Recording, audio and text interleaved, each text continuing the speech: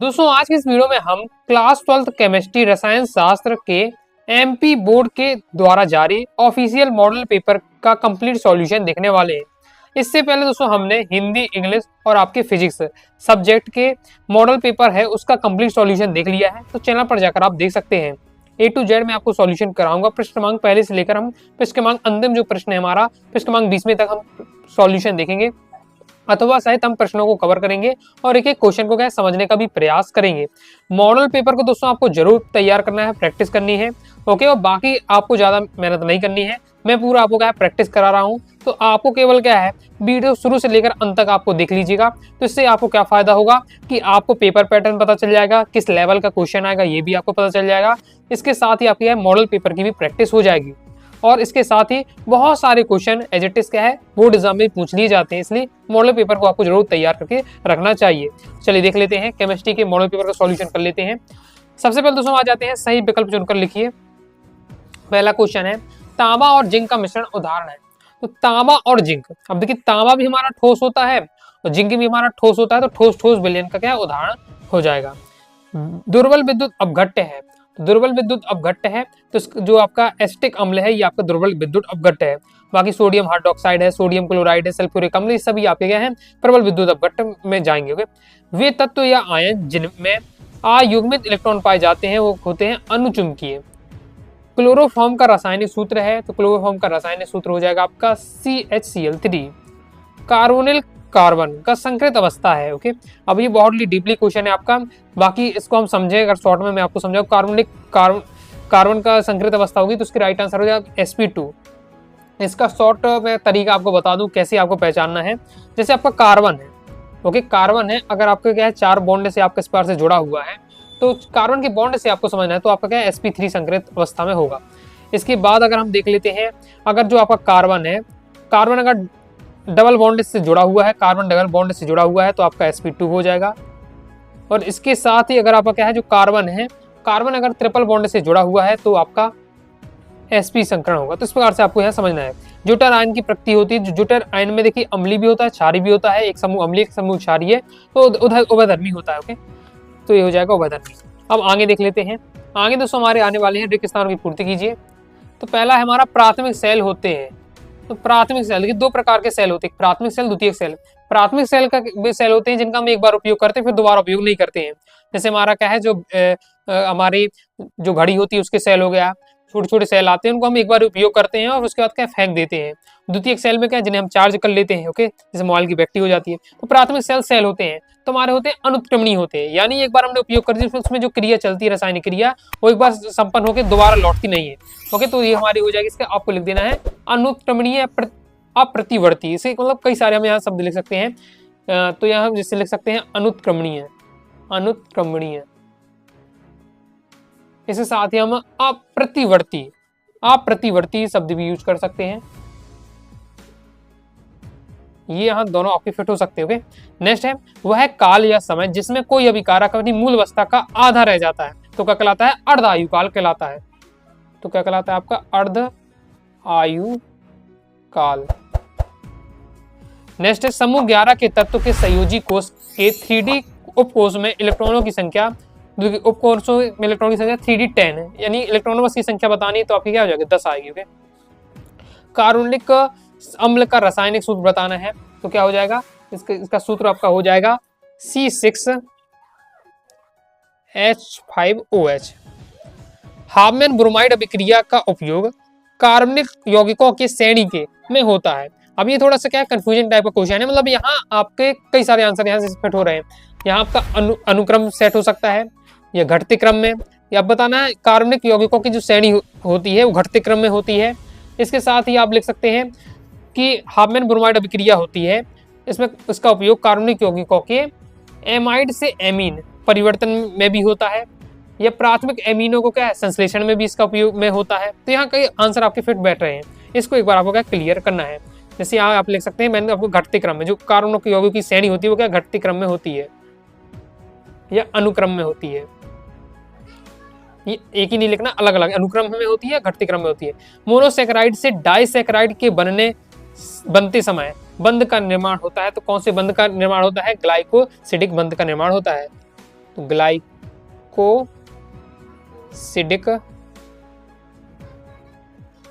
बंध का निर्माण होता है। सत्तासत देख लेते हैं। जल में उपस्थित फ्लोराइड आयनों की 1 ppm मात्रा दंत क्षरण रोकती है, तो ये आपका क्या सत्य हो जाएगा। संवेदी संकेतों का कोशिकाओं के मध्य संचार का मूल आधार वैद्युत रसायन है, तो ये भी आपका सत्य हो जाएगा। फिर आपके हैं जिंक, कैडमियम है, ये पारा है, संक्रमण तत्व है, तो ये आपका असत्य हो जाएगा, ये आपका असत्य है। अभी आपका 2 नंबर में क्वेश्चन भी आएगा कि जिंक आपका क्या संक्रमण तत्व नहीं है, तो मैं इसको बताऊंगा। 2 नंबर में क्वेश्चन मैंने अभी देखा था, तो यहाँ आपको मिल जाएगी आपका 3D संक्रमण श्रेणी में जिंक को संक्रमण तत्व क्यों नहीं माना जाता, इसमें मैं आपको बता दूंगा। आंसर किस प्रकार से लिखना है। जैसे एक आणविक नाविक स्नेही प्रतिस्थापन में विन्यास का प्रतिपन्न होता है, तो चौथा दोस्तों आपका हो जाएगा असत्य। इसके बाद नेक्स्ट कार्बनिक यौगिक वस्त्रों, सुगंध, प्लास्टिक तथा औषधियों के संगठक होते हैं, तो ये आपका सत्य हो जाएगा। फ्रैक्टोज शर्करा में कीटोन क्रियात्मक समूह पाया जाता है, तो ये भी आपका क्या सत्य हो जाएगा। तो हो जाते हैं हमारे सत्य सत्य। आगे देख लेते हैं। इसके बाद दोस्तों आ जाती है जोड़ियां। जोड़ियां आपकी सिंपल रहने वाली है। विद्युत रोधी, तो विद्युत रोधी क्या है हमारा, विद्युत रोधी हो जाएगा कांच। उत्प्रेरक, तो उत्प्रेरक है हमारा संकीर्ण ऊर्जा।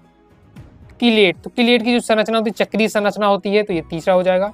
सीरा तो एथिल एल्कोहल हो जाएगा। और प्रोटीन होता है अमीनो अम्ल के बहुलक होते हैं, तो ये आपका 5वां। अब इसके बाद आता है एक शब्द एक वाक्य में उत्तर। मोल प्रभाज को सूत्र द्वारा व्यक्त कीजिए। तो सूत्र के हम तो पूरे से कंप्लीट समझ लेते हैं किस प्रकार से आपका मोल प्रभाज रहता है।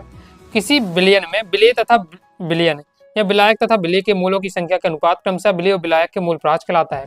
क्योंकि इसे हम क्या है 2 प्रकार से अगर विलेय का मोल प्रभाज निकालना है तो पहले आपको क्या है विलेय के मोलों की संख्या रखनी है बटे विलयन के मोलों की संख्या। अब विलयन के मोलों की संख्या कैसे निकलेगी, तो विलयन में होता क्या है, विलयन में होता है विलेय और विलायक, तो विलेय के मोलों की संख्या प्लस विलायक के मोलों की संख्या, वही हमारा क्या है विलयन के मोलों की संख्या है।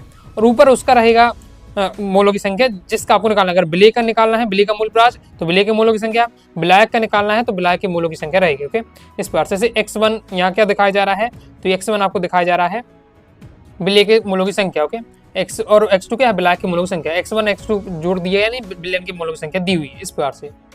और यहाँ आपको क्या है जो चीज आप यहाँ साइंस के रूप में लिख रहे हैं तो हमें जब सूत्र लिखे तो आपको मेंशन करना है कि वो आपने ये क्या यहाँ डिनोट कर रहा है। ओके, आगे देख लेते हैं। अब नेक्स्ट हमारा क्वेश्चन है शून्य कोटि के विक्रिया का एक उदाहरण लिखिए। शून्य कोटि के विक्रिया में आप उदाहरण लिख सकते हैं, जैसे आपका हो जाएगा NH3 N2 + 3H2। ये तो आपका 2 और 3 संतुलित करने के लिए जोड़ा गया है, तो ये हो जाएगा आपके शून्य कोटि के विक्रिया का उदाहरण। नेक्स्ट है आपका है, तो इसमें आपको क्या है जिनकी समन्वय संख्या बतानी है, कितनी हो जाएगी 4 हो जाएगी। इसको आपको पूर्ण करना है, तो इसमें आपका हो जाएगा RCHO + NH3। नेक्स्ट हिंस वर्ग अभिकर्मक का रासायनिक सूत्र लिखिए। ये तो कहे कई बार एग्जाम में आ चुका है, तो हो जाएगा आपका SO2Cl हो जाएगा C6H5SO2Cl। ये आपके हिंस वर्ग अभिकर्मक का रासायनिक सूत्र है। अब दोस्तों हम देखने वाले हैं क्वेश्चन आंसर। यहाँ से हमारे क्वेश्चन नंबर 6 में से स्टार्ट हो जाते हैं क्वेश्चन आंसर। चलिए देख लेते हैं, क्रम से हम देखते जाएंगे। पहला दोस्तों हमारा क्वेश्चन है बिल्कुल सिंपल, यहाँ से क्वेश्चन स्टार्ट किया जा रहा है। ऑक्सीकरण की परिभाषा एक उदाहरण लिखिए। अपचयन की परिभाषा एक उदाहरण सहित लिखिए। ओके, क्लास 10th में भी आपके क्या है, जैसे ये आपका चैप्टर रहता है उसमें भी आपका ऑक्सीकरण अपचयन तो पहले पूछा ही जाता है। तो ऑक्सीकरण अपचयन क्या है, सिंपल बिल्कुल दिया हुआ है, जिस तरीके से एग्जाम में लिखना चाहिए उसी तरीके से यहाँ मैंने आपको सॉल्यूशन बताने वाला हूँ। पहले आपसे पूछा जा रहा है ऑक्सीकरण की परिभाषा और उदाहरण। तो ऑक्सीकरण क्या है, किसी पदार्थ द्वारा ऑक्सीजन ग्रहण करना। अब ऑक्सीजन ग्रहण कर रहा है तो भी ऑक्सीकरण है, हाइड्रोजन को त्याग कर रहा है तो भी ऑक्सीकरण है, ये इलेक्ट्रॉनों को छोड़ना भी क्या है ऑक्सीकरण है। तो ये 3 टाइप से ऑक्सीजन को ग्रहण करे, ये हाइड्रोजन का त्याग, अगर आप कहीं देखते हैं कि कहीं जो पदार्थ है वो हाइड्रोजन का त्याग कर रहा है या ऑक्सीजन ग्रहण कर रहा है या फिर इलेक्ट्रॉनों को छोड़ रहा है, तो ये तीनों कंडीशन के ऑक्सीकरण कहलाएगी। जैसे उदाहरण हम देख लेते हैं, तो मैग्नीशियम जब क्या ऑक्सीजन से अभिक्रिया करता है तो मैग्नीशियम ऑक्साइड बनाता है, और ये अभिक्रिया दीदी उदाहरण बताना है तो अभिक्रिया हो जाएगी। यहाँ मैग्नीशियम हमने देखा, मैग्नीशियम ने क्या है Mg सिंगल बैठा था, MgO हो गया। मैग्नीशियम ऑक्सीजन को ग्रहण कर लेता है, इसलिए अब क्या है ऑक्सीकरण का उदाहरण। फिर अपचयन पूछे जा रहा है, तो किसी पदार्थ द्वारा ऑक्सीजन का त्यागना। अब इसी का बिल्कुल विपरीत हो जाएगा, यहाँ ऑक्सीजन ग्रहण करना तो यहाँ ऑक्सीजन त्यागना, हाइड्रोजन त्यागना तो हाइड्रोजन ग्रहण करना, इलेक्ट्रॉनों को छोड़ना तो इलेक्ट्रॉन ग्रहण करना, पूरा आपका उल्टा हो जाएगा। एक याद रहता है ऑक्सीजन का क्लियर है तो आप अपचयन लिख सकते हैं, वही आपको लेने वाला है, पूरा उल्टा कर देना है। तो उदाहरण आपको याद रख लेना है, कि ताम्र ऑक्साइड यानी कॉपर ऑक्साइड जब हाइड्रोजन के साथ अभिक्रिया करता है तो क्या है, कॉपर बनता है। वो अब दिए हुए यहाँ जो कॉपर ऑक्साइड ने क्या है, कॉपर को त्यागा है, ऑक्सीजन का त्याग किया है, इसलिए क्या है, अपचयन का ये उदाहरण हो जाएगा। क्लियर है। नेक्स्ट हमारा क्वेश्चन है CR 24 इलेक्ट्रॉनिक विन्यास लिखिए। तो इसका देख लेते हैं। परमाणु क्रमांक क्या है, 24 है, बता भी दिया है मैं, 24 है, तो इसका हमें क्या इलेक्ट्रॉनिक विन्यास लिखना है। तो यहाँ देखिए दोनों तरीके से दिया है, बिल्कुल परफेक्ट सॉल्यूशन दिया हुआ है।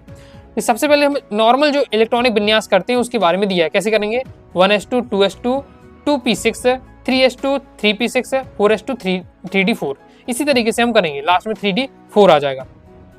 लेकिन हम जानते हैं कि कोई भी तत्व होता है वो क्या स्थिरता प्राप्त करना चाहता है, तो ये 3d10 है।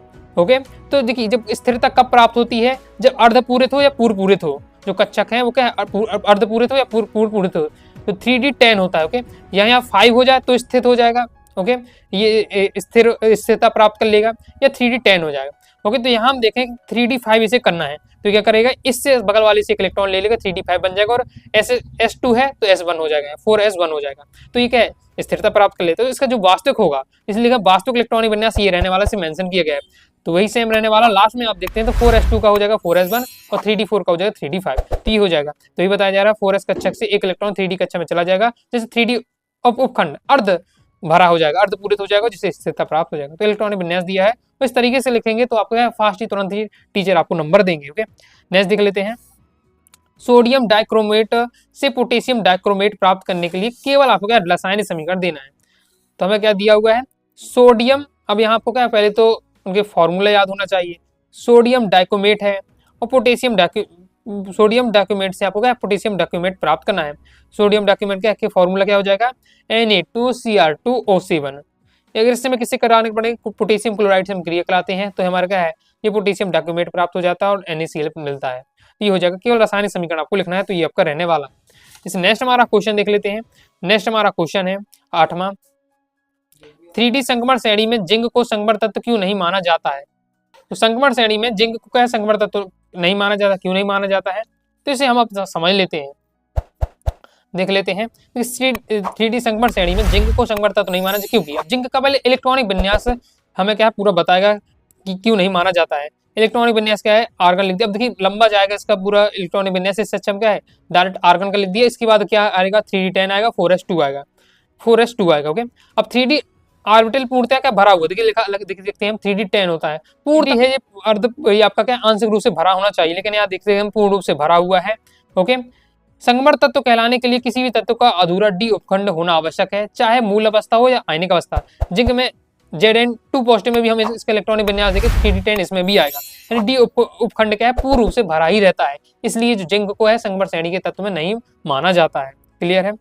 नेक्स्ट देख लेते हैं। मैंने थोड़ा यहाँ डिटेल से दिया हुआ है ताकि आप क्या है समझ सकें, बाद में भी पढ़ें चीज़ों को, मतलब यहाँ अगर शॉर्ट में लिख देता तो अभी तो आप समझ जाएंगे, बाद में फिर दोबारा पढ़ेंगे तो फिर आपको समझ में नहीं आएगा। तो पूरा डिटेल से दिया हुआ है, पूरा इलेक्ट्रॉनिक विन्यास लिखा हुआ है, फिर आपको बताया जा रहा है कि इसका क्या रीजन है। ओके, संक्रमण तत्व अच्छे उत्प्रेरक होते हैं, क्यों, समझ लेते हैं। सभी आपका सॉल्यूशन क्या नोट्स में दिए हुए थे, मैं आपको फास्ट ही प्रॉपर जिस तरीके से आपको लिखना चाहिए, इसलिए मैंने क्या इसका अलग से सॉल्यूशन तैयार कर दिया है। तो संक्रमण तत्व अच्छे उत्प्रेरक क्यों होते हैं, तो संक्रमण तत्व अच्छे उत्प्रेरक क्यों होते हैं, क्योंकि इनके पास क्या पृष्ठ क्षेत्रफल अधिक होता है।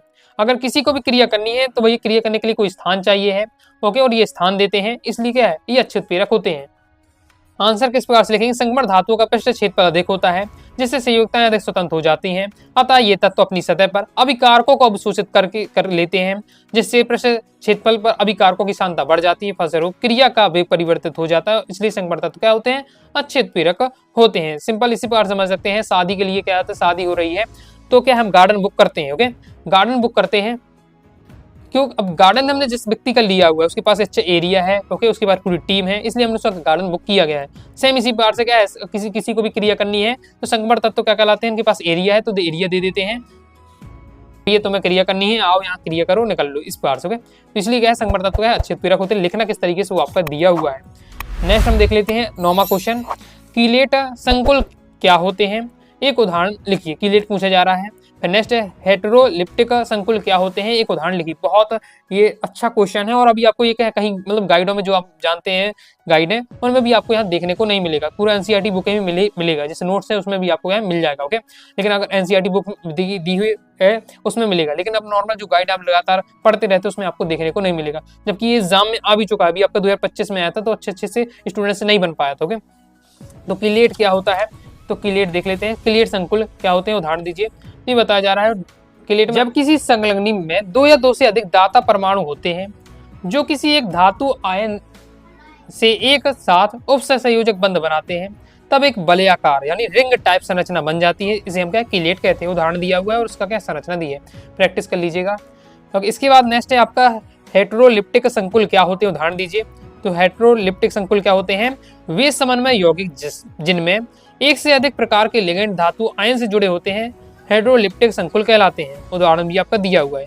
यह कोबाल्ट आयन से दो अलग प्रकार के लिगेंड होते हैं, जैसे एमाइड लिगेंड और क्लोरो लिगेंड जुड़ जाते हैं, इसलिए इन्हें क्या एक हेटेरोलिप्टिक संकुल कहते हैं। ओके, ये उदाहरण को यहाँ समझाया जा रहा है। मैंने आपकी एक ही लाइन की परिभाषा रहने वाली है, बेसमन्वय यौगिक जिनमें एक से अधिक प्रकार के लिगेंड धातु आयन से जुड़े होते हैं हेटेरोलिप्टिक संकुल कहलाते हैं। बिल्कुल सिंपल दिया हुआ है, जैसे अब 2 नंबर क्वेश्चन है तो जितने एग्जाम में जिस हिसाब से लिखना चाहिए उस हिसाब से मैंने आंसर आपको यहाँ दे रहा हूँ। ओके, नेक्स्ट हमारा अभिक्रिया वाला आ जाता है। निम्नलिखित अभिक्रिया में मुख्य उत्पाद ए एवं बी के सूत्र लिखना है। एक उत्पाद ये है और बी आपका ये है, इसको मतलब आपको क्या पूर्ण करना अभिक्रिया को। तो कंप्लीट सॉल्यूशन किस प्रकार से आपका रहने वाला है, तो ये आपका दिया हुआ है कंप्लीट सॉल्यूशन। ओके, तो यहाँ देख लेते हैं ए और बी में क्या क्या आपको लिखा जाएगा। तो सीधे आंसर यहाँ हमने लिख दिया है। ए का मतलब क्या आएगा आपका, ए में आएगा आपका बेंजुल क्लोराइड, बेंजुल क्लोराइड C6H5COCl2। इसके बाद हम बी की बात करते हैं तो आपका बनेगा बेंजील्डिहाइड और ये फॉर्मूला रहना C6H5CH। ओके, पूर्ण रूप से अगर हम लिखने का देखें तो इस तरीके से आपका रहने वाला, मतलब पूरी अभिक्रिया देखिए यहाँ तो डायरेक्ट बता दी कि ये हमारा बनेगा, लेकिन और अच्छे तरीके से मैं देखना डिटेल से, तो ये आपकी यहाँ 2 डिटेल से दी हुई आंसर तो आपका ये रहेगा, ए और बी का ही रहेगा। पूर्ण रूप से आपका समीकरण इस तरीके से बनेगा कि पहले जब हमारी इस क्रिया देखिए सीधे हमने क्रिया कैसे कराई है, आपको ये दिया हुआ है PCl5 से हमें क्रिया करानी है तो हमें प्राप्त होगा ओके ये, और इसके बाद हमारा POCl3 HCl के अलग निकल जाएगा, तो ये हमारा ए का ये होगा आंसर, ए उत्पाद ये होगा। बी नंबर में हम देखते हैं तो हमारा बी नंबर का उत्पाद हमारा क्या ए रहने वाला है, और हमें इसे किससे करानी H2 से क्रिया करानी है PD या आपका BaSO4 की उपस्थिति में, और HCl से बाहर निकल आए, तो ये आपको क्लियर हो गया होगा। नेक्स्ट देख लेते हैं। नेक्स्ट हमारा एल्डिहाइड के रजक दर्पण परीक्षण का केवल रासायनिक समीकरण लिखिए, देख लेते हैं, जिसे हम क्या टॉलेंट परीक्षण भी कहते हैं। क्वेश्चन एग्जाम में कई बार नाम से भी आ जाता है, नाम से ही फेमस है टॉलेंट अभिकर्मक का, क्योंकि टॉलेंट परीक्षण से भी आ जाता है। तो देख लेते हैं एल्डिहाइड की रजक दर्पण यानी टॉलेंट परीक्षण का रासायनिक समीकरण इस प्रकार से आपका रहने वाला है। टॉलेंट अभिक्रिया पढ़ेंगे तो उसमें आपका क्लियर हो जाएगा। अभिक्रियाएं आपकी कई सारी हैं, जब आप क्या नाम वाली अभिक्रिया है तैयार करके जाते हैं तो कई बार 2 नंबर में डायरेक्ट नाम वाली अभिक्रिया आ जाती है, जैसे सेंडमेयर अभिक्रिया का रासायनिक समीकरण लिखिए, बुर्ज अभिक्रिया का रासायनिक समीकरण लिखिए, तो इस प्रकार से भी डायरेक्ट पूछ लिया जाता है। तो ये अभिक्रिया है आपकी एल्डिहाइड की रजक दर्पण परीक्षण वाली समीकरण। नेक्स्ट देख लेते हैं 11वां क्वेश्चन। 11वां क्वेश्चन में हमसे कहा जा रहा है प्राथमिक एमीन प्राप्त करने के लिए अम्ल एमाइड का पर कास्टिक पोटास और ब्रोमीन द्रव के एल्कोहलिक विलयन की क्रिया का रासायनिक समीकरण लिखिए। पूरा समीकरण वाला क्वेश्चन आपसे पूछे जा रहे हैं। देखिए अब ऐसे इस प्रकार से लिख दिया गया है, तो अगर आपने अच्छे से तैयारी की है तो ये कौन सी अभिक्रिया है, ये हाफमैन ब्रोमाइड अभिक्रिया रहने वाली है। हाफमैन ब्रोमाइड अभिक्रिया है नाम वाली अभिक्रिया के अंतर्गत जब पढ़ेंगे पूरा क्रम से तो हाफमैन ब्रोमाइड अभिक्रिया मिलेगी। तो अब देखेंगे इससे क्रिया करा दी किसमें होती है, आपको दिमाग लगाना पड़ेगा। हाफमैन ब्रोमाइड अभिक्रिया में होती है, आपने तैयार की होगी तो डायरेक्ट आप फिर अच्छे से लिख पाएंगे। नहीं डायरेक्ट यहाँ बताया जा रहा है कि यह अभिक्रिया क्या है, हाफमैन ब्रोमाइड अपचयन कहलाती है, जिसमें अम्ल एमाइड से प्राथमिक एमीन प्राप्त होता है। रासायनिक अभिक्रिया भी आपकी लिख दिया भी हुआ है, प्राथमिक एमीन हमें प्राप्त करना है, उसके लिए अम्ल एमाइड कास्टिक पोटास और ब्रोमी जल की एल्कोहली विलयन से क्रिया करा देती है, तो हमें क्या है प्राथमिक एमीन यहाँ प्राप्त हो जाता है। और इस अभिक्रिया में एमाइड एक कार्बन कम होकर एक प्राथमिक एमीन बनाता है। यह अभिक्रिया रहने वाली है हाफमैन ब्रोमाइड अभिक्रिया है। नेक्स्ट है प्राथमिक एमीन परीक्षण के लिए कार्बेल एमीन अभिक्रिया का रासायनिक समीकरण लिखिए। अब देखिए कार्बेल एमीन जो अभिक्रिया होती है तो क्या है प्राथमिक एमीन परीक्षण के लिए ही होती है, यानी प्राथमिक एमीन के लिए ही होती है। देख लेते हैं किस प्रकार से रहने वाली है, ये भी अपने नाम वाली अभिक्रिया है। तो इस परीक्षण में प्राथमिक एमीन क्लोरोफॉर्म तथा क्षारीय के OH के साथ अभिक्रिया करके दुर्गंधयुक्त आइसोसाइनाइड बनाता है, और ये आपकी क्या क्रिया रहने वाली है। तो देख सकते हैं इस अभिक्रिया में हमने क्या है प्राथमिक एमीन लिया हुआ है NH2 टू जुड़ा हुआ है आपका एमीन ही हो जाएगा, क्योंकि प्राथमिक एमीन है। इसके बाद यहाँ लिया है क्लोरोफॉर्म CH-Cl3 क्लोरोफॉर्म, और आपका क्षारीय KOH लिया गया है, क्रिया करा दी गई है, तो हमें क्या है दुर्गंध युक्त आइसोसाइनाइड प्राप्त हो रहा है। तो यही हमारी कौन सी अभिक्रिया है, कार्बोनिल एमीन अभिक्रिया। यहाँ लास्ट में बता भी दिया है केवल प्राथमिक एमीन ही क्या अभिक्रिया देते हैं। नेक्स्ट हमारा क्वेश्चन है 12वां क्वेश्चन, क्या होता है जब एनिलीन कमरे के ताप पर ब्रोमीन जल से क्रिया करता है। तो देख लेते हैं। अभिक्रिया यहाँ आपको क्या बहुत ज्यादा सीरियस लेकर क्या पढ़ना पड़ेगा, क्योंकि हर अभिक्रिया को आपको क्या लगातार प्रैक्टिस करते रहना पड़ेगा। तैयारी के दौरान आपके सामने जितनी भी अभिक्रिया है, अलग सुन के अभिक्रिया की अलग ही आप क्या कॉपी बना लीजिए और पहले लगातार आपको प्रैक्टिस करना पड़ेगा। ओके, यहाँ देख सकते हैं लगातार अभिक्रिया से संबंधित क्वेश्चन पूछे जा रहे हैं। तो हमें एनिलीन कमरे के ताप पर ब्रोमीन जल से क्रिया करानी है, तो एनिलीन की ब्रोमीन जल से क्रिया करानी है। तो देख ले किस प्रकार से आपका इसका आंसर रहने वाला है। तो रासायनिक समीकरण इस प्रकार से रहने वाला है, हमें करानी है एनिलीन है, तो एनिलीन का फॉर्मूला हो जाएगा C6H5NH2। एनिलीन की क्रिया ब्रोमीन से हमने करा देते हैं, तो हमें क्या प्राप्त होने वाला है 2,4,6 ट्राई ब्रोमो एनिलीन हमें प्राप्त होने वाला है। तो ये आपकी रहने वाला रासायनिक समीकरण। इसके बाद नेक्स्ट है हमारा, क्या होता है जब बेंजीन डाई एजोनियम क्लोराइड अम्ल की उपस्थिति में एनिलीन से अभिक्रिया करता है। तो देख लेते हैं इसका क्या समीकरण रहने वाला है। अम्ल की उपस्थिति में बेंजीन डाइओजोनियम क्लोराइड एनिलीन से अभिक्रिया करके पी अमीनो एंजोबेंजीन बनाता है, और ये उसकी दी है क्रिया पूरा, ये उसका पूरा क्या समीकरण दिया हुआ है। नेक्स्ट देख लेते हैं। नेक्स्ट हमारा क्वेश्चन है, विद्युत अपघटन का फैराडे के प्रथम नियम एवं गणितीय व्यंजक लिखिए। फैराडे का आपको प्रथम नियम बताना है विद्युत अपघटन से संबंधित, और इसका क्या गणितीय व्यंजक भी लिखना है। तो इसे देख लेते हैं। तो फैराडे का प्रथम नियम क्या है, विद्युत अपघटन के दौरान उत्पन्न या निक्षेपित पदार्थ की मात्रा उस परितंत्र से गुजारे गए विद्युत आवेश के प्रत्यक्ष अनुपाती होती है, यह समानुपात में होती है। किसके अनुपात में होती है, विद्युत अपघटन के दौरान जो हमारा पदार्थ की जो मात्रा है, निक्षेपित पदार्थ की मात्रा है, और उससे गुजरने वाला जो विद्युत आवेश है उसके क्या समानुपाती होती है, W समानुपातिक की हो जाएगा। जहां हम क्या है समानुपातिक उठाएंगे तो Z हमारा क्या है एक नीतांक आ जाए, समानुपातिक नीतांक आ जाएगा। फिर यहाँ हमने बता दी कि कौन क्या है, W हमारा क्या है निक्षेपित पदार्थ का द्रव्यमान है, Q हमारा क्या हो जाएगा कुल विद्युत आवेश है, Z हमारा क्या है एक समानुपातिक नीतांक है। ओके, इसके बाद अगर हम जानते हैं Q बराबर क्या होता है, हमारा IT होता है, और उसको वैल्यू रख दिया है, तो ये हमारा हो जाएगा ऐसा फैराडे के प्रथम नियम गणितीय स्वरूप भी यहाँ बताना, तो यहाँ बताया जा रहा है। क्लियर है। अथवा हमारा क्वेश्चन है, कोलास का आयन संबंधी नियम एवं इसका सूत्र लिखिए। तो देख लेते हैं। कोलास का मैंने आपको यहाँ नियम बताना है, कोलास का नियम बताना है। आयन संबंधी नियम क्या है, कोलास का नियम है, अत्यधिक तनु विलयन में किसी इलेक्ट्रोलाइट का मोलर चालकत्व उसके धनायन और ऋणायन के स्वतंत्र आयनिक चालकत्व के योग क्या होता है, अर्थात अत्यधिक तनु अवस्था में प्रत्येक आयन अपना चालकत्व स्वतंत्र रूप से प्रदान करता है, और ये उसका क्या रहने वाला है सूत्र रहने वाला है, जिसमें ये क्या है वो भी आपको बताना पड़ेगा। जब कोई सूत्र लिखे तो साइन हमारी किस क्या बता रहे हैं वो आपको यहाँ बताया जा रहा है। ओके, जैसे ये हमारा दिया है, तो ये धनायन का आयन का चालकत्व है, ऋणायन का आयन का चालकत्व वो बताया जा रहा है। तो ये हो जाएगा आपका कोलास का आयन संबंधी नियम और उसका सूत्र। क्लियर है। जिस तरीके से एग्जाम में लिखना चाहिए उसी हिसाब से यहाँ दिया हुआ है। ओके, नेक्स्ट देख लेते हैं। अब नेक्स्ट तो आपका इस टाइप का क्वेश्चन फिक्स ही रहने वाला है, जो मतलब पूछा ही जाता है 2 नंबर में या 3 नंबर में, लेकिन फिक्स रहता है। वो होता है आपका उपसहयोगी का IUPAC नामकरण। बहुत अच्छे से आपको सीख के रखना है। ये टॉपिक को तो आप रट बिल्कुल भी नहीं सकते हैं, इसलिए आपको क्या है उपसहयोगियों का IUPAC नामकरण जरूर सीख लेना है। अब कैसे सीखे, तो उसके पूरा नियम होता है। जैसे अगर आप सीखना चाहते हैं, मैं पढ़ा चुका हूँ एक वीडियो में, पूरा मैंने बताया है। आप यूट्यूब पर सर्च करिएगा उपसहयोगियों का नामकरण बाय अनुराग स्टडी क्लासेस, वीडियो आपको मिल जाएगी। तो उसमें मैंने आपको पूरा डिटेल से क्या है नियम सहित इसका बताया है किस प्रकार से आप करेंगे। इसको 2 टाइप से आ जाता है, पहले सूत्र दे दिया जाएगा।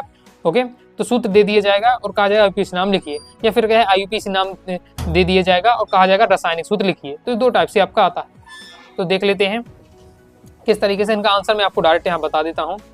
जैसे पहले यहाँ देख लेते हैं, इनका हमें सबसे पहले IUPAC नामकरण लिखना है। किस प्रकार से लिखे, हेक्सा एमीन। इनका तरीका क्या होता है कि हम तो 2 खंड में विभाजित कर देते हैं, पहले को प्लस देते हैं, दूसरे को क्या है पहला धनात्मक हिस्सा होगा, दूसरा ऋणात्मक होगा। पहले धनात्मक हिस्से का नामकरण करेंगे तो हेक्सा एमीन, और इसमें भी आपका जो केंद्रीय धातु परमाणु होता है, और ये आपका हो जाएगा ये केंद्रीय धातु परमाणु लिगेंड हो जाएगा। ओके, सबसे पहले लिगेंड का करेंगे हेक्सा एमीन, फिर हो जाएगा आपका निकिल। ओके, इसकी फिर आपको सहसंयोजी संख्या लिखना पड़ेगा, और इसके बाद लास्ट आपका ऋणात्मक वाला क्लोराइड हो जाएगा। इसी बार से हो जाएगा आपका टेट्रा कार्बोनाइल जिंक। यहाँ से हम देख लेते हैं तो पोटेशियम, पहले को धन हिस्सा, दूसरे का ऋण हिस्सा, पहले धन हिस्से के नाम करेंगे तो पोटेशियम हो जाएगा। ओके, ये उपसतह संयुज क्षेत्र आपका कहलाता है। इसमें आपका ये क्या केंद्रीय धातु परमाणु, ये लिगेंड हो जाएगा। तो इसमें हम क्या है, उपसतह संयुज क्षेत्र में पहले हम लिगेंड का नामकरण करते हैं। ओके, उसके साथ जो भी दिया है, जैसे 6 दिए तो हेक्सा साइनो, फिर आप कर देंगे केंद्रीय धातु का नाम तो फेरेट हो जाएगा, और फिर उसके साथ आखिरी गणना अवस्था भी लिखनी है। अब देखिए, आपको मैं इतना शॉर्ट में समझा रहा हूँ, तो मुझे बताया कि अगर आप पहली बार पढ़ रहे हैं तो आपको कुछ समझ में नहीं आ रहा होगा, तो आपको क्या करना चाहिए, अगर अच्छे से आप सीखना चाहते हैं तो इसी वीडियो को मैं डिस्क्रिप्शन में, पिन कमेंट में लिंक दे दूंगा, जिस वीडियो मैंने पूरा कंप्लीट आपको समझाया है किस प्रकार से आपको करना है।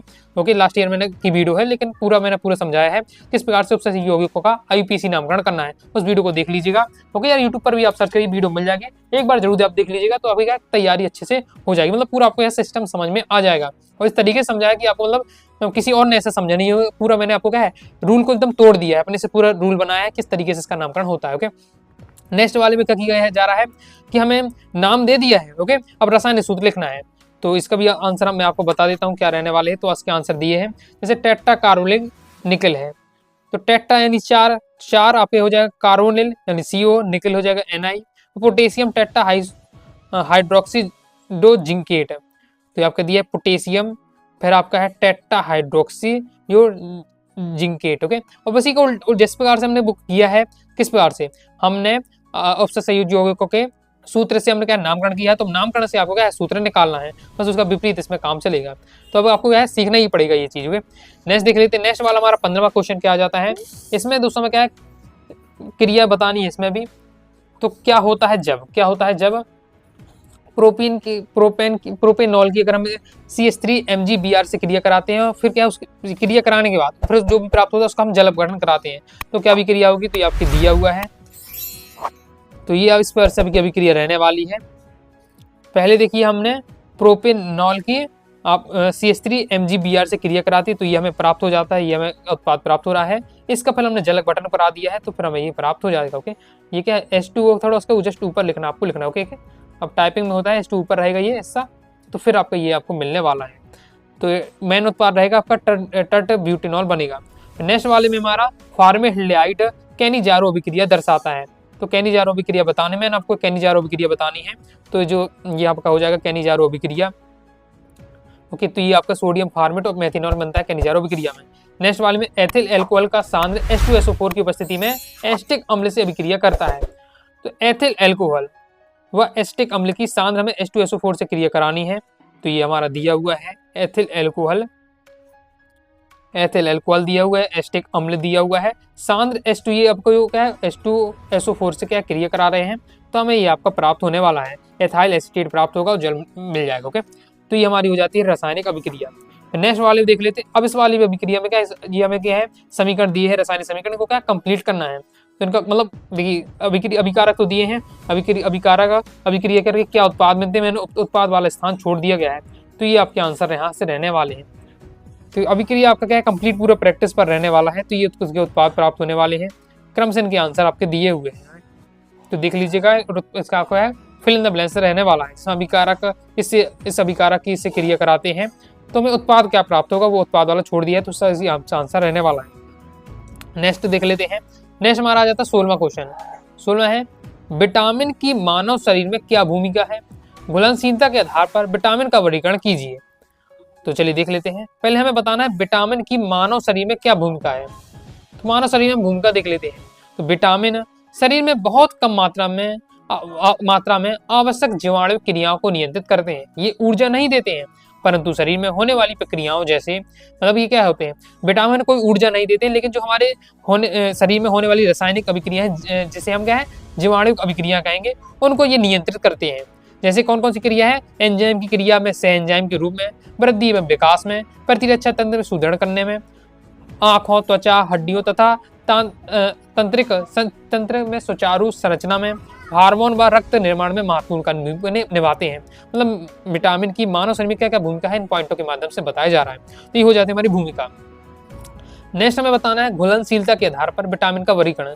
तो घुलनशीलता के आधार पर विटामिन आपकी दो प्रकार से होते हैं, एक बसा में विलेय विटामिन, दूसरे जल में विलेय विटामिन। बसा में विलेय विटामिन कौन है, ये बसा तथा तेलों में घुलनशील होते हैं तथा शरीर में संग्रहित होते हैं। ओके, देखा किसी का पेट निकल आया तो क्या है वो बसा ही होता है एक प्रकार से, तो ये क्या शरीर में जुड़ता रहता है। अब कौन कौन से जो विटामिन है वो वसा विलेय कहलाते हैं, वो है vitamin A, vitamin D, vitamin E, vitamin के। ये याद रखना है। क्यों याद रखना है? ऑब्जेक्ट में पूछा जाता है, सीधे आता है वसा में विलेय विटामिन है, कौन सा है लिखिए। ये एक वाक्य में आ जाता है कि जल में विलेय विटामिन के नाम लिखिए। सीधे इस बार से क्वेश्चन आ भी चुका है, इसलिए याद रखिएगा विटामिन ए, डी, ई, के, ये आपके वसा में विलेय विटामिन है। फिर जल में विलेय विटामिन है तो ये जल में घुलनशील होते हैं तथा शरीर में संग्रहित नहीं हो। अब जल में घुल जाएंगे तो शरीर में रुक ही नहीं पाएंगे, इसलिए इन्हें नियमित रूप से क्या भोजन समय प्राप्त करना आवश्यक होता है। मतलब शरीर में देखिए दोनों विटामिन की आवश्यकता है। जो वसा में विलेय होते हैं वो हमारे शरीर में रुक जाते हैं, ठहर जाते हैं, लंबे समय तक चलते हैं। लेकिन जो जल में जो विलेय होते हैं वो शरीर में रहते हैं कुछ समय, फिर हमारे क्या है उत्सर्जन हम उन्हें कर देते हैं। ओके, समझ सकते हैं। इसलिए हमें क्या डेली इनको नियमित रूप से में क्या है इन भोजन से प्राप्त करना पड़ता है। अब कौन कौन से, तो विटामिन बी हो गया, विटामिन बी के समूह हो जाते हैं आपके, और साथ ही विटामिन सी, विटामिन बी और विटामिन सी, ये मुख्य रूप से जल में विलेय विटामिन होते हैं। और याद भी रखिएगा, ऑब्जेक्ट में पूछा जाता है। आगे देख लेते हैं। आगे नेक्स्ट इसके 8वां में हमारा क्वेश्चन है डीएनए का पूरा नाम लिखिए। तो डीऑक्सी न्यूक्लिक एसिड। अब इसके साथ ही बताना है कोशिका में स्थिति और एक उसका क्या कार्य भी आपको लिखना है। तो देख लेते हैं तो इस क्वेश्चन का किस तरीके से सॉल्यूशन लिखना है। 3 खंड से क्वेश्चन में पूछा जा रहा है, 3 सेक्शन है। डीएनए का पूरा नाम, कोशिका में स्थिति और एक प्रमुख कार्य। उसी तरीके से आपको लिखना है हेडिंग बाय हेड। डीएनए का पूरा नाम लिख दिया है डीऑक्सी न्यूक्लिक एसिड। तो कोशिका में स्थिति, डीएनए मुख्यतः न्यूक्लिक यानी कोशिका द्रव में पाया जाता है। इसके अतिरिक्त कुछ मात्रा में माइटोकॉन्ड्रिया और क्लोरोप्लास्ट में ही होता है। और एक कार्य बताना है, तो डीएनए में जेनेटिक जानकारी यानी विरासत संबंधी सूचनाएं संग्रहित होती हैं जो जीव के विकास, कार्य प्रणाली और प्रजनन के लिए आवश्यक प्रोटीन संश्लेषण के लिए निर्देश प्रदान करती है। यह है क्या है डीएनए का प्रमुख कार्य। कंप्लीट हो जाता है। नेक्स्ट आ जाता है 17वां क्वेश्चन। अब यहाँ से हमारे क्या है 4 नंबर वाले क्वेश्चन है। लेकिन अब 4 नंबर में हमेशा सोचते हैं हम कि 4 नंबर क्वेश्चन है, लॉन्ग टाइप का क्वेश्चन रहेगा। लेकिन अक्सर क्या कर दिया जाता है, जो इस पेपर बनाने वाले टीचर होते हैं वो क्या करते हैं 4 नंबर क्वेश्चन में 2-2 नंबर के 2 क्वेश्चन रख देते हैं। ओके, इस तरीके से होता है। तो यही आप किया जा रहा है कि 2 क्वेश्चन हमसे पूछे जा रहे हैं, 2-2 नंबर के 2 क्वेश्चन है, टोटल हमारा 4 नंबर क्वेश्चन बन जाता है। ओके, पहला तुमसे पूछा है द्विअंगी विलयन के लिए राउट के नियम को बताना है। राउट के नियम का गणितीय व्यंजक स्थापित करना है। फिर हमारे क्या है न्यूमेरिकल हमें दे दिया गया है, जिसमें हमें क्या है, जिसमें हमें विलयन की बास दाव की गणना करनी है। चलिए देख लेते हैं किस प्रकार से सॉल्यूशन लिखना है आपको। तो आपको पहले तो राउट का नियम पूछा जा रहा है, तो ये राउट का नियम आपका दिया हुआ है। तो स्क्रीनशॉट आप लेते चलिए। मैं आपको बता दूं पीडीएफ कैसे डाउनलोड करना है। अगर आप क्या है कोर्स के स्टूडेंट है, बैच लिया है, तो आपको क्या है कोर्स में, केमिस्ट्री कोर्स में आप जाइएगा तो वहाँ मॉडल पेपर के सॉल्यूशन की में आपको फोल्डर में पीडीएफ मिल जाएगी। बाकी अगर आप अलग से पीडीएफ डाउनलोड करना चाहते हैं, लेना चाहते हैं, तो आप ऐप अब रखिएगा, प्ले स्टोर से अनुराग सारी क्लास से ऐप डाउनलोड कर लीजिएगा, रजिस्ट्रेशन लॉगिन कर लीजिएगा। वहाँ पर दोस्तों अलग से भी आपको क्या है ई बुक का जो सेक्शन है वहाँ पर आपको हर सब्जेक्ट की पीडीएफ मिल जाएगी। तो वहाँ से भी जाकर आप ले सकते हैं मॉडल पेपर सॉल्यूशन की और प्रैक्टिस कर सकते हो। तो देखो राउट के नियम के दिया हुआ है। राउट का नियम क्या होता है कि द्विअंगी विलयन के राउट का नियम कहता है विलयन में किसी यौगिक का आंशिक दास दाव उस यौगिक के शुद्ध बास दाव के समानुपाती होता है और इनके अनुपात में उसकी विलयन में आंशिक सांद्रता होती है। और ये पूरा क्या है राउट का नियम आपका दिया हुआ है यहाँ तक। ओके, ये आपका राउट का नियम हो जाता है। फिर आपका न्यूमेरिकल जो क्वेश्चन है हमारा, उसके यहाँ से सॉल्यूशन स्टार्ट हो जाते हैं। न्यूमेरिकल क्वेश्चन दिया हुआ है। फिर तो जब भी न्यूमेरिकल क्वेश्चन करें तो मैथ की तरह आपको करना है कि क्या दिया हुआ क्या ज्ञात करना है वो आपको लिखना है। फिर सॉल्यूशन स्टार्ट करना है। दिया हमें तापमान दिया है, शुद्ध बास दाव दिया है, दोनों का दिया हुआ है। ओके, दोनों सेक्शन का दिया है। फिर उसका द्रव्यमान, आणविक द्रव्यमान दोनों का लिखा गया है यहाँ, क्योंकि हमें क्या है क्लोरोफॉर्म और डाइक्लोरोमेथेन दिया हुआ है। दोनों का हमें बाष्प दाब दिया है, दोनों का हमें द्रव्यमान दिया है और हमने दोनों का आणविक द्रव्यमान भी निकाल लिया है। ओके, तो ये दोनों का आपको लेकर चलना पड़ेगा। अब यहाँ से हमें गणना करनी है।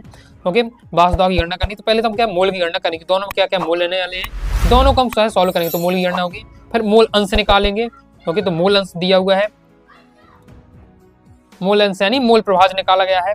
ओके, तो जैसे आपका पहले दोनों का निकाला गया है, पहले हमारे निकाल लिया है क्लोरोफॉर्म का निकाल लिया, तो क्लोरोफॉर्म के मोलों की संख्या बटे क्या है टोटल, क्लोरोफॉर्म और डाइक्लोरो के मोलों की संख्या यानी टोटल निकाल दिया है। मोल प्रभाज हमने मोल में देखा था, विलय के मोलों की विलय के मोल प्रभाज यानी विलय के मोलों की संख्या बटे विलयन के मोलों की संख्या, विलयन के मोलों की संख्या यानी विलय और विलायक के मोलों की संख्या, उसी पार से यहाँ निकाला जा रहा है आपका। फिर इसके बाद हमारा निकाला गया है कुल बाष्प दाब, ये हमारे यहाँ आंसर इसका आ जाता है। ओके, इसे और अच्छे से क्लियर आप कर लीजिएगा। आगे देख लेते हैं हम प्रश्न 17 के अथवा में। तो प्रश्न 17 भी के अथवा भी हमें यहाँ 2 क्वेश्चन दिए जा रहे हैं किसी विलयन के लिए। पहले तो हमें क्या है बाष्प दाब में अपेक्षित अवनमन के लिए सूत्र की व्युत्पत्ति करना है, सूत्र निकालना है। फिर फिर दूसरा यहाँ पे क्या है न्यूमेरिकल दिया हुआ है, जिसमें हमें क्या है ठोस का आणविक द्रव्यमान की गणना करनी है। चलिए देख लेते हैं इसको भी क्या किस बार सॉल्यूशन किया गया है। तो पहले तो वासुदाव में अपेक्षित अवनमन निकाला गया है, किस तरीके से सॉल्व किया गया है उसे आपको देख लीजिएगा। वासुदाव में अपेक्षित अवनमन, ये पूरा आपका ये पहले का सॉल्यूशन यहाँ से रहने वाला है, यहाँ से आपका स्टार्ट होता है और ये आपका कंप्लीट सॉल्यूशन रहने वाला है। जिस तरीके से आपको करना है वो पूरा आपको दिया हुआ है। नेक्स्ट हमारा न्यूमेरिकल आ जाता है। न्यूमेरिकल में दिया हुआ है कि क्या क्या दिया हुआ है, लिखा हुआ है ठोस का आणविक द्रव्यमान की गणना में करनी है। इसे निकालने के लिए पहले वासुदाव में अवनमन निकालते हैं, फिर अपेक्षित वासुदाव में अवनमन निकालते हैं। इसके बाद दोस्तों हम मोल निकाल लेते हैं दोनों के, फिर लास्ट में हमारा निकला ठोस का आणविक द्रव्यमान निकाला आता है। ये आपका तरीका रहने वाला सॉल्व करने का। नेक्स्ट हमारा 18वां क्वेश्चन आ जाता है। अब इसमें भी हमें क्या 2 क्वेश्चन दे दिए गए, तो ये सिस्टम से आपको ये दिक्कत हो जाता है, क्योंकि हम क्या समझते हैं जब भी हम किसी चैप्टर से पता है फिक्स कि यहाँ से लॉन्ग आने हैं, लॉन्ग क्वेश्चन आते हैं, हम लॉन्ग टाइप के उस चैप्टर के पढ़ लेते हैं। ओके, लेकिन टीचर क्या करते हैं 2-2 नंबर के 2 क्वेश्चन रख देते हैं, शॉर्ट टाइप भी रख देते हैं, तो हर टॉपिक को यहाँ मतलब आपको पढ़ना पड़ेगा। तो इसमें पहला अभिक्रिया की कोटि की परिभाषा पूछी जा रही है, फिर नेक्स्ट दिया है प्रथम कोटि अभिक्रिया के लिए सिद्ध कीजिएगा अभिक्रिया का वेग अभिकारक के सांद्रण के समानुपाती होता है। पहले अभिक्रिया की हम कोटि देख लेते हैं। अभिक्रिया की कोटि क्या है, दन नियम में व्यक्त क्रिया कारकों की सांद्रताओं पर लगे घातांकों का योग किसी अभिक्रिया की क्या कोटि कहलाती है। जैसे आपका ये अभिक्रिया की दर दी है, तो दर अभिक्रिया की क्रिया कारकों के सांद्रण पर जो लगे घातांक होते हैं m n है उनका योग, यानी अभिक्रिया की कोटि क्या है n+m हो जाएगी। तो ये अभिक्रिया की कोटि बताया जा रहा है। नेक्स्ट देख लेते हैं। नेक्स्ट का यहाँ सॉल्यूशन यहाँ स्किप हो चुका है, तो इसे आप यहाँ देख लीजिएगा। ओके, नेक्स्ट वाले देख लेते हैं।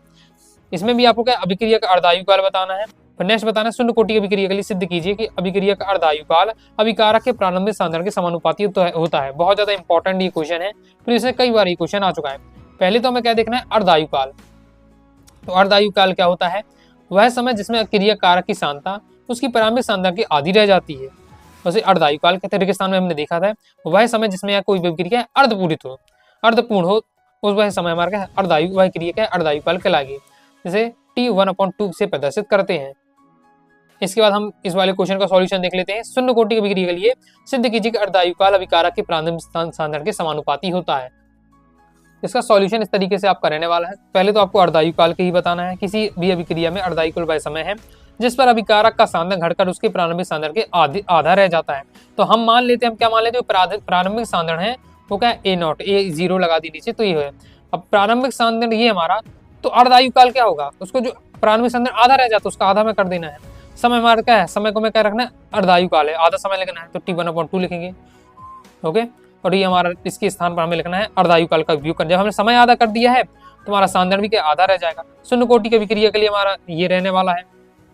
शून्य कोटि की अभिक्रिया हमारी क्या कहलाती है, उसी के अनुसार हमारा ये आ जाएगा, पक्षांतर हो जाएगा हमारा। ओके, बस यहाँ तक हो गया। अब हमें वैल्यू यहाँ पुट कर देनी है जो हमने क्या लिखी थी। ओके, तो वो वैल्यू पुट कर दिए, सॉल्व कर दिए, तो ये हमारा आ गया है। तो दिया हुआ है, देख सकते हैं आप कि शून्य कोटि की अभिक्रिया का अर्धायुकाल अभिकारक के प्रारंभिक सांद्रण के क्या होते हैं, समानुपाती होता है। हमारा कंप्लीट हो जाता है। नेक्स्ट देखते आ जाता हमारा 19वां क्वेश्चन। 19वां और 20वां क्वेश्चन बचे हुए, तो इन्हें और हम देख लेते हैं। तो इसमें आपको क्या करना है, 19वें क्वेश्चन में अभिक्रिया हमको दी हुई अभिक्रिया की क्रिया विधि का रासायनिक समीकरण और इसकी 2 विशेषताएं लिखनी है। तो इसे देख लेते हैं। जो आपकी जो अभिक्रिया रहने वाली है क्रिया विधि, ये SN1 अभिक्रिया है आपकी। ओके, और SN2 अभिक्रिया इसमें नहीं हो पाती। क्यों नहीं हो पाती, वो हम आपका रीजन दिया हुआ है। फिर इसके साथ ही आपको अभी 2 विशेषताएं पूछी जा रही है इसमें। तो अभिक्रिया का वेग एकमात्र उपनिषय पर निर्भर करता है, इसके साथ ही कार्बनिक गैस मध्यस्थता में बनता है, और आपको इसके बताना है रासायनिक समीकरण भी बताने हैं। तो देखिए, जो ये क्रिया विधि होती है 2 चरणों में संपन्न होती है। जो पहला चरण होता है वो धीमी गति से होता है, दूसरा चरण थोड़ा क्या है तेजी से होता है, वो आपको यहाँ बताया जा रहा है। तो इसे देख लीजिएगा। नेक्स्ट हमारा रहने वाली है अभिक्रिया, नाम वाली अभिक्रिया। एक सेंडमेयर अभिक्रिया पूछी जा रही है, वुड्स फिटिंग अभिक्रिया पूछी है, रासायनिक समीकरण सहित आपको लिखना है। देखिए, जब 4 नंबर में आपका क्वेश्चन पूछा जाए और 4 नंबर 2 अभिक्रिया पूछी जा रही है, इस कंडीशन में आपको इसकी थ्योरी भी लिखना है अभिक्रिया की, और फिर इसका क्या समीकरण भी लिखना है। ओके, 4 नंबर 4 अगर आपसे पूछी जा रही है अभिक्रिया, तो अगर आपका समय है तो फिर आपको सबसे अच्छा तरीका है पूरी थ्योरी लिखिए, फिर उसका समीकरण लिखिए, और फिर बाकी के 4 नंबर 4 अभिक्रिया पूछी जा रही है तो समीकरण बस भी लिख आते हैं, थ्योरी नहीं लिखते तो भी आपको यहाँ नंबर मिल जाएंगे। तो चलिए देख लेते हैं। यहाँ तो देखिए 4 नंबर में 2 अभिक्रिया पूछ ली जा रही है, तो थ्योरी भी लिखना है और आपको उसका पूरा समीकरण भी लिखना है। तो सबसे पहले हम देख लेते हैं सेंडमेयर अभिक्रिया। तो सेंडमेयर अभिक्रिया कहलाती है, इसे देख लेते हैं। तो जब किसी डाई एजोनियम लवण के विलयन को क्यूप्रस हैलाइड और उसके संगत हैलोजन अम्ल के साथ गर्म किया जाता है, तब डाई एंजो समूह हैलोजन परमाणु से प्रतिस्थापित हो जाता है और हैलो एरीन बनाता है। इसे सेंडमेयर अभिक्रिया कहलाता है। तो सेंडमेयर अभिक्रिया क्या है? देखिए, नाम वाली अभिक्रिया में फिक्स रहता है कि किसी से किसकी अभिक्रिया कराई जाती है, किसकी उपस्थिति में कराई जाती है, क्या प्राप्त होने वाला है, एकदम फिक्स रहता है। तो एक पर से आपका रट्टा सा होना चाहिए। सेंडमेयर अभिक्रिया है तो यानी आपका डाई एजोनियम लवण के विलयन को जब हम क्यूप्रस हैलाइड उसके संगत हैलकेन, अब यहाँ हमने कॉपर ब्रोमाइड लिया हुआ है तो उसके संगत हैलोजन अम्ल लिया है के साथ गर्म करते हैं तो हमें क्या मिलता है? डाई एंजो समूह के हैलोजन पर प्रस्थापित करके हैलो एरीन हमें क्या प्राप्त हो जाता है। ये सेंडमेयर अभिक्रिया है। फिर हमारी बुर्ज फिटिंग अभिक्रिया है। ईथर की उपस्थिति में, ईथर की उपस्थिति होनी चाहिए, हैलो एल्केन को हैलो एरीन के साथ, हैलो एल्केन को हम क्या है? हैलो एरीन के साथ सोडियम की धातु की उपस्थिति में गर्म किया जाता है तो हमें क्या है? एल्किल बेंजीन व्युत्पन्न यौगिक क्या है? बनता है। इसे हम क्या है? बुर्ज फिटिंग अभिक्रिया कहते हैं। तो ये हमारा टालुइन क्या है? बेंजीन व्युत्पन्न यौगिक है। तो ये हमारी हो जाएगी बुर्ज फिटिंग अभिक्रिया। प्रॉपर आपको यहाँ फिक्स एकदम याद होना चाहिए किसकी क्रिया किससे कराते हैं, किसी उपस्थिति में कराते हैं, क्या प्राप्त होने वाला है और इस अभिक्रिया को हम क्या क्या कहते हैं, ये हमारा फिक्स रहता है, इसलिए पढ़ के आपको रखना है। नेक्स्ट देख लीजिए, नेक्स्ट हमारा क्वेश्चन है। नेक्स्ट हमारा क्वेश्चन में क्या है कि लुकास अभिकर्मक क्या है? दूसरा पूछा जा रहा प्राथमिक द्वितीयक और तृतीयक एल्कोहल को लुकास अभिकर्मक के आधार पर विभेद कीजिए। बिल्कुल, या तो शॉर्ट में रहने वाला लुकास अभिकर्मक क्या कहलाता है? तो निर्जल ZnCl2 से संतृप्त सांद्र HCl को लुकास अभिकर्मक कहलाता है, यानी निर्जल ZnCl तथा सांद्र HCl का जो विलयन हमारा लुकास अभिकर्मक कहलाता है। कंप्लीट हो जाता है। तो ये दूसरा भी बहुत सिंपल रहने वाला है। ओके, अब ये 4 नंबर का क्वेश्चन आपको 2 क्वेश्चन दे दिए बिल्कुल, लेकिन शॉर्ट में है। प्राथमिक द्वितीयक और तृतीयक एल्कोहल आपको दे दिए जाएं और कैसे आप पहचानेंगे? आपको पता नहीं है किसमें प्राथमिक एल्कोहल है, किसमें द्वितीयक एल्कोहल है, किसमें तृतीयक एल्कोहल है। लुकास अभिकर्मक आपको दिया जा रहा है तो कैसे उसकी सहायता से आप क्या है प्राथमिक द्वितीयक और तृतीयक एल्कोहल को पहचानेंगे, वो आपको बताना है। सिंपल रहता है। हम क्या करेंगे? 3 हमारे पास बीकर हैं, तीनों बीकर में एक मतलब प्राथमिक द्वितीयक एल्कोहल भरा हुआ है लेकिन हमें पता नहीं है, तो हम क्या करेंगे? तीनों बीकरों में लुकास अभिकर्मक जो है हमारे पास उसको हम क्या मिला देंगे। तो क्या होगा? लुकास अभिकर्मक तृतीय एल्कोहल के साथ शीघ्र ही द्वितीयक एल्कोहल के साथ 5 मिनट में सफेद अवक्षेप देता है और प्राथमिक एल्कोहल के साथ गर्म करने पर भी अवक्षेप नहीं देता है। तो हम कैसे पहचानेंगे? अगर लुकास अभिकर्मक जिस डाला और जैसे ही क्रिया होने लगी, जिस बीकर में क्या है बहुत ज्यादा शीघ्र क्रिया होने लगी, हम समझ जाएंगे वो कौन सा है? तृतीयक एल्कोहल है। और उसके बाद नेक्स्ट अगर थोड़ा सा टाइम ले रहा 4-5 मिनट के बाद अवक्षेप बन रहा है तो हम समझ जाएंगे द्वितीयक एल्कोहल है। और प्राथमिक एल्कोहल कैसे पहचानेंगे? अगर कोई भी अभिक्रिया नहीं मतलब अवक्षेप नहीं बन रहा है, कोई भी अवक्षेप में प्राप्त नहीं हो रहा है, जबकि गर्म भी कर दे तो भी अवक्षेप नहीं बन रहा है, तो हम समझ जाएंगे प्राथमिक एल्कोहल। तो बिल्कुल यह सिंपल है आपका रहने वाला है, कंप्लीट हो जाता है आपका। यही 2 चीजें पूछी जा रही थी। नेक्स्ट है फिनोल से आप निम्न कैसे प्राप्त करेंगे? मतलब फिनोल दे दिया जाए तो पिक्रिक अम्ल, 2,4,6 ट्राइब्रोमोफिनोल, सैलिसिल्डिहाइड और बेंजीन। तो सिंपल है आपको पता है फिनोल की हमें किससे क्रिया कराए जाए कि ये चीज हमें क्या प्राप्त हो जाए। तो इनका पूरा आपको समीकरण लिखना पड़ेगा। तो पहले हमें फिनोल से पिक्रिक अम्ल प्राप्त करना है। तो फिनोल की अगर हम क्रिया सांद्र HONO2 की सांद्र H2SO4 की उपस्थिति में कराते हैं तो क्रिया कराते हैं तो मैं क्या टाई नाइट्रोफिनोल हमें क्या प्राप्त हो जाएगा। अब देखिए पिक्रिक अम्ल कहा जा रहा है तो भैया पिक्रिक अम्ल क्या है? टाई नाइट्रोफिनोल को ही हम क्या पिक्रिक अम्ल कहते हैं। यानी हमें क्या क्वेश्चन में कई बार लिख कर भी आ जा सकता है टाई नाइट्रोफिनोल या फिर ये आपका आ जाता है पिक्रिक अम्ल, यहाँ नाम से दिया पिक्रिक अम्ल। तो समझ के आपको रखना है पिक्रिक अम्ल यानी टाई नाइट्रोफिनोल हमें क्या निकालना है। तो ये आपका रहने वाला। तो सांद्र HNO3 की हमें क्रिया करानी पड़ेगी। फिर हमें क्या है 2,4,6 ट्राइब्रोमोफिनोल प्राप्त करना है। ये तो सिंपल है। 2,4,6 ट्राइब्रोमोफिनोल, ब्रोमो ट्राई यानी 3 ब्रोमीन चाहिए, 3 ओके ब्रोमीन चाहिए। तो बस हमें क्या है फिनोल की क्रिया 3 ब्रोमीन से कराते हैं तो ये हमारा क्या टाई 2,4,6 ट्राइब्रोमोफिनोल में क्या प्राप्त हो जाता है। नेक्स्ट वाले में सैलिसिल्डिहाइड प्राप्त करना है तो फिनोल की क्रिया में CH3Cl3 और NaOH की से कराएंगे तो हमें क्या प्राप्त हो जाएगा? सैलिसिल्डिहाइड हमें क्या प्राप्त हो जाएगा। नेक्स्ट हमें क्या है बेंजीन प्राप्त करना है। तो बेंजीन प्राप्त करने के लिए फिनोल की क्रिया में जिंक से करानी पड़ेगी तब हमें क्या है बेंजीन प्राप्त होगा। ओके, जिंक ऑक्साइड मिलेगा तो हो जाएगा हमारा क्रिया। ओके, तो हम इस प्रकार से फिनोल से निम्न को कैसे प्राप्त करेंगे? मैंने चारों का आपको, ये पहले का, ये दूसरे का, ओके, ये तीसरे और ये चौथे का 4 को बता दिए कैसे आपको मिलने वाला है। तो कंप्लीट हो जाता है। इस प्रकार से दोस्तों मैंने आपके जो केमिस्ट्री में जितने भी क्वेश्चन थे सभी क्वेश्चन का मैंने आपको कंप्लीट सॉल्यूशन बता दिया है। ओके, तो आपको इससे समझ आएगा किस लेवल के क्वेश्चन आपके पूछे जाएंगे तो इसी हिसाब से आपका है प्रॉपर आपको तैयारी करनी है। और बाकी आप क्या प्रॉपर तैयारी करना चाहते हैं मेरे साथ, ऑल चैप्टर के नोट्स प्राप्त करना चाहते हैं, all chapter important question answer, objective question answer और सभी विषय की प्रॉपर तैयारी करना चाहते हैं तो प्ले स्टोर से मंगाकर सारी क्लासेस का ऐप डाउनलोड कर लीजिएगा और वहां से दोस्तों आपको साइंस ब्रह्मास्त्र बैच ज्वाइन कर लीजिएगा, जिससे आपको दोस्तों वहाँ के all subject Hindi, English, physics, chemistry, biology, math जो भी आपके सब्जेक्ट होंगे सातों की आपकी तैयारी हो जाएगी, कंप्लीट आपको मटेरियल मिल जाएगा, तो आप यहाँ से प्रॉपर तैयारी कर सकते हैं। तो आइए दोस्तों आपको वीडियो से लाइक करें, सब्सक्राइब जरूर कर दीजिएगा। इसके साथ ही टेलीग्राम चैनल, व्हाट्सएप चैनल को ज्वाइन कर लीजिएगा। डाउट आता है कमेंट से आप जरूर पूछिएगा। ओके, और आगे दोस्तों आप क्या है किस टॉपिक पर वीडियो चाहते हैं कमेंट से आप जरूर बताइएगा। इसके साथ ही टेलीग्राम चैनल, व्हाट्सएप चैनल को ज्वाइन कर लीजिएगा। मिलते हैं नेक्स्ट वीडियो में, तब तक के लिए बाय बाय।